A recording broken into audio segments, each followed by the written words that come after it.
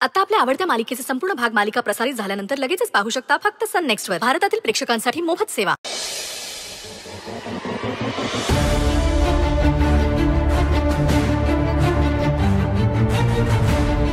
म्हणजे सोमा आणि नंदा माझ्याशी खोटं बोलल्या. साहेबांना अनु सापडलीच नाहीये. पण अनु हॉस्पिटलमध्ये कशी पोहोचली? कुठल्या अवस्थेत असेल, कशी असेल? त्याच्यामुळे अनुला खूप त्रास होत आहे. एक मिनिट, साहेबांकडे अनु नाहीये तर साहेब डेफिनेटली अनुपर्यंत पोहोचण्याचा प्रयत्न करेल. सुंदरी आणि धनंजय पण जात आहेत. सुंदर आणि धनंजयला जर अनु सापडली तर मला पुन्हा कधी अनुला भेटताच येणार नाही. नाही नाही नाही, त्या सगळ्यांच्या आधी मला अनुपर्यंत पोचायला हवं आणि तिला घेऊन कुठेतरी लांब निघून जायला हवं. आता खूप मोठा प्रॉब्लेम होईल. कमोन आदित्य, लवकरात लवकर हॉस्पिटलला जायला पाहिजे.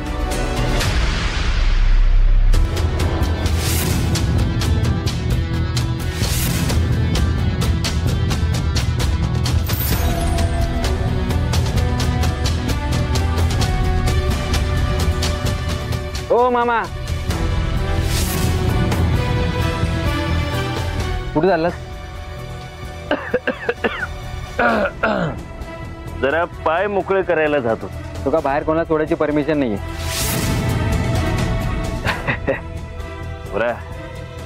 तुला खरं सांगू का, मी ना टपरीवर चाललो होतो कडक चहा प्यायला.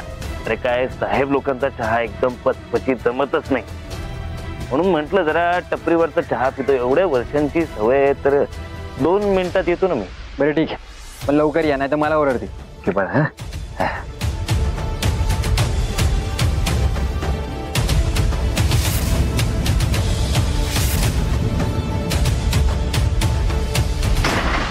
तुझ्यामुळे होतंय सगळं. जेवणाला चव नाही अशी कंप्लेंट महादेवने केली कशी?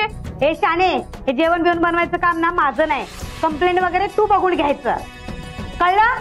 आणि माझ्या समोर ना आवाज नाही चढवायचा आणि माझा बॉस बनण्याचा प्रयत्न नाही करायचा. मी पण तेच सांगते, तू आता बॉस राहिलेली नाहीये. आपल्या दोघींचाही बॉस साहेब आहे. त्यामुळं आपल्याला जास्त हुशारी दाखवायची नाही. काय चाललंय? गप्प बसा. आणि हे काय वागणं झालं?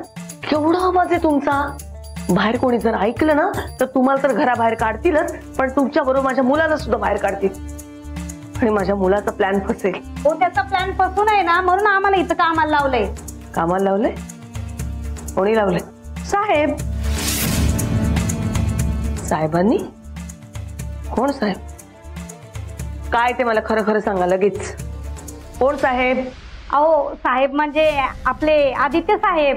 आम्ही धुनी भांडी करणारे बायका ना, ते आम्हाला शोधत होते. मदत कराल का असं त्यांनी विचारलं, म्हणून त्यांनी आम्हाला इथं कामाला ठेवलं. ते राहू दे, तुम्ही इथं काय करता?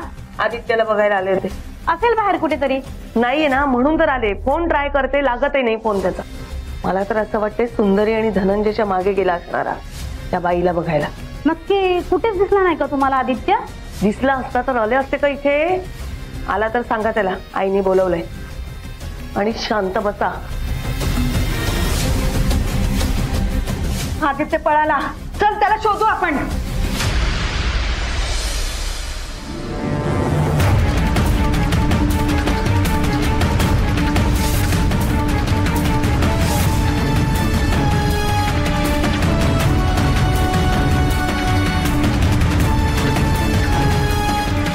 मॅडम, ही बाई कोण असेल बरं, जी इतक्या मध्यरात्री वेळ काढणं बघता फक्त सावीला भेटायला आली?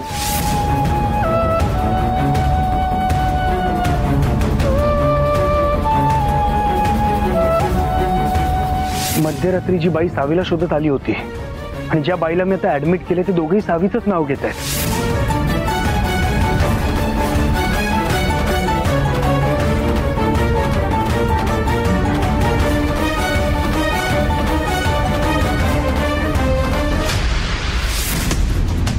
अगं, आदित्य इथे पण नाहीये.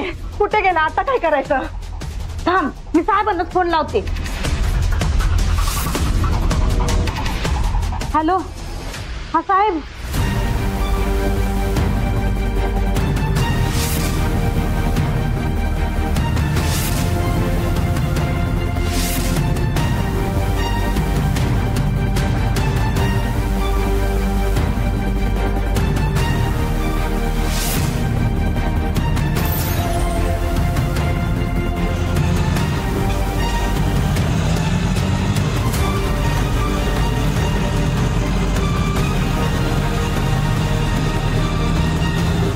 जरा लवकर घ्या ना. हॅलो हॅलो आदित्य, कुठे आहेस तू? अरे किती फोन लावायचे तुला. आई आई आई ऐक माझा. हे बघ मी जरा गडबडीत, मी नंतर कॉल करतो.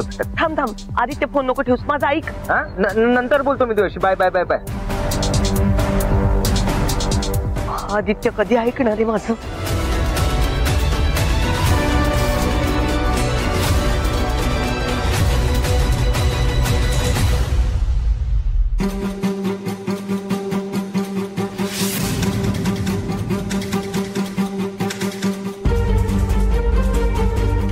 आई, तू आता फोनवर आदित्य म्हणालीस का?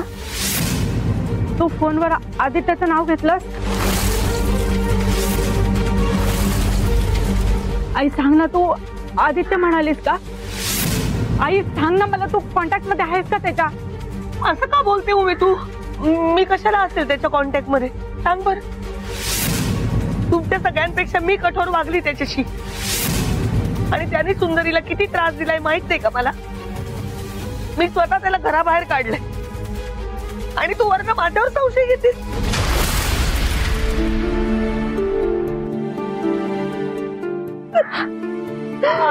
आई अगं प्लीज तू रडू नको. अगं तुला दुखवायचा हेतू नव्हता ग माझा. मला माहितीये तुला आदित्यची आठवण येणार, पण त्या सगळ्या आठवणी कटू आहेत ना, त्रासदायक आहेत का नाही आपल्यासाठी. म्हणून तर आपण ठरवलं होतं ना, ते दार कायमचं बंद करून टाकलं होतं ना आपण. आई, मला आता फोनवर आदित्यचं नाव घेतल्यासारखं वाटलं म्हणून विचारलं मी. कदाचित मीच चुकीचं ऐकलं असेल. हा तू रडू नको, शांत व्हा आधी. पण मला सांग, आता कोणाशी बोलत होतीस तू फोनवर? ते लग्नाला येणाऱ्या पाहुण्यांची सोय म्हणून तिथे कुठे सोय होते का ते बघत होते. उगाच सोय गैरसोयीवर ना सुंदरीला कोणी बोललेलं मला नाही आवडायचं. आणि तू शांत हो बघू आधी. कृष्णा आणि ह्यांनी येणाऱ्या पाहुण्यांची सगळी सोय करून ठेवली. नको रडू. चल येते मी.